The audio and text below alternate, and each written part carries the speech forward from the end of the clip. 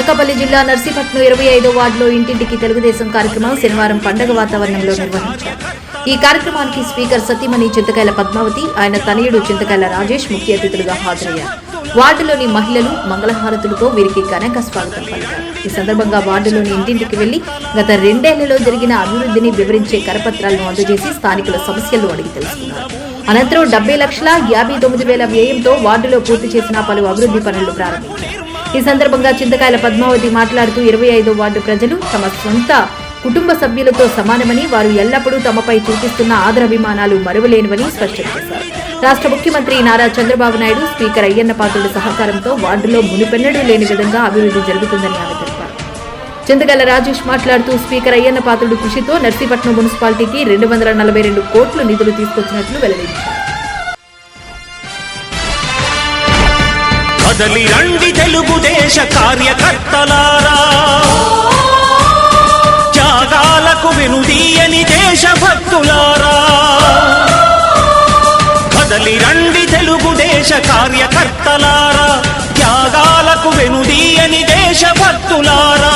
నందమూరి ఆశయ రథ సారథ్యం మీదే, చంద్రబాబు స్వర్ణాంధ్రకు నిర్మాతలు మీరే.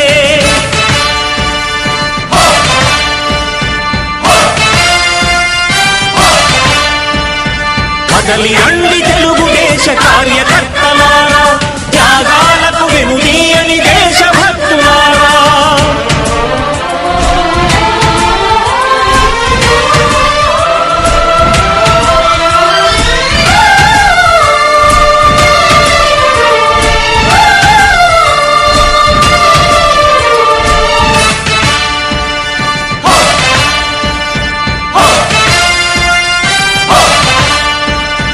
పార్టీకే అంకితమై పనిచేసే మీరు దేశంలో నిలిపారు మన పార్టీ పేరు. మారుమూల గ్రామమైన మహానగరమైన బాధ్యతతో క్రమశిక్షణతో మెలిగారు. ఆశయాలు పండించే జీవనదులు మీ సేవలు, మీరే మన రాష్ట్ర ప్రగతి సౌధానికి పునాదులు.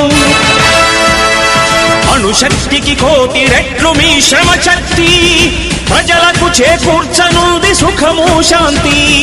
నందమూరి ఆశయ రథ సారథ్యం మీదే, చంద్రబాబు స్వర్ణాంధ్రకు నిర్మాతలు మీరే.